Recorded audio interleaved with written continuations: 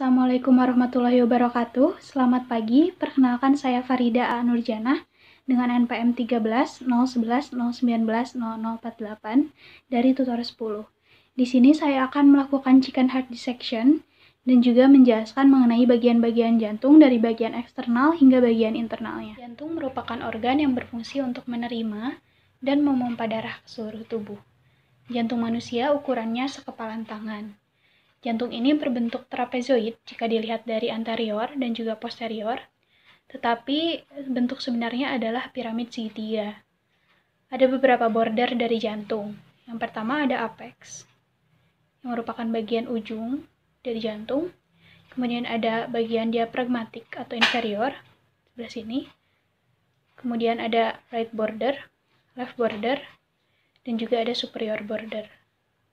Pada jantung ini terdapat beberapa great vessel. Yang pertama ada aorta, yang merupakan pembuluh darah terbesar, dapat terlihat jelas di sini, yang berfungsi untuk menyalurkan darah ke seluruh tubuh. Kemudian ada pulmonary artery, yang menyalurkan darah ke paru-paru. Kemudian ada superior vena cava, yang berfungsi untuk membawa darah yang mengandung karbon dioksida dari tubuh bagian atas ke bagian atrium kanan.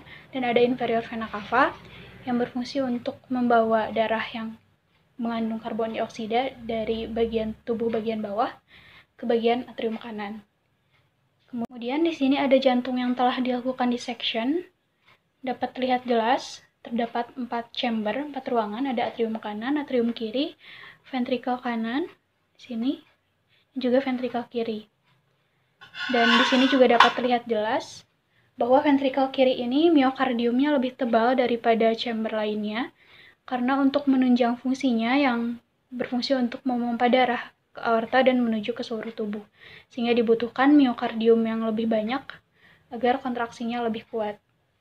Antara atrium kanan dan atrium kiri dibatasi oleh intraatrial septum, sedangkan antara ventricle kanan dan ventricle kiri dibatasi oleh interventricular septum. Dapat terlihat jelas di sini interventricular septumnya. Yang bagian ini membatasi ventricle kiri yang tebal dengan ventricle kanan. Darah yang kadar oksigennya rendah akan masuk ke atrium kanan melalui superior vena cava dan inferior vena cava, juga ada dari coronary sinus, yang kemudian menuju ke ventricle kanan dan ke pulmonary artery untuk dilakukan oksigenasi di paru-paru. Setelah itu darah masuk lagi ke jantung, ke atrium kiri, melalui pulmonary vein, kemudian ke ventricle kiri, dan akan disalurkan ke aorta, yang akan menyalurkan darah ke seluruh tubuh. Untuk menunjang fungsinya, jantung ini memiliki katup-katup atau valve yang berfungsi untuk mencegah backflow, sehingga darah ini berjalan searah, seperti tadi dari atrium kanan, kemudian ke ventricle kanan, kemudian ke paru-paru, masuk lagi ke atrium kiri, dan juga ventricle kiri, kemudian disalurkan ke aorta untuk ke seluruh tubuh. Untuk menunjang fungsinya, jantung ini memiliki katup atau valve yang berfungsi untuk mencegah backflow, sehingga darah ini berjalan searah. Yang pertama ada jenis atrioventricular valve yang terdiri dari bicuspid dan juga tricuspid valve, sesuai dengan namanya, yaitu katup yang membatasi antara atrium dan juga ventricle. Untuk atrium dan ventricle kanan, di sini ada tricuspid valve yang terdiri dari 3 katup, yaitu ada anterior, posterior, dan septal. Kemudian di kiri ada yang membatasi atrium kiri dan ventricle kiri, ada bicuspid valve, memiliki 2 katup, yaitu anterior dan posterior. Kemudian atrioventricular valve ini melekat pada papillary muscle melalui tendinous cord. Papillary muscle ini merupakan otot-otot yang berfungsi untuk mengatur apakah katupnya harus ditutup atau dibuka, sesuai dengan jumlah dari katupnya.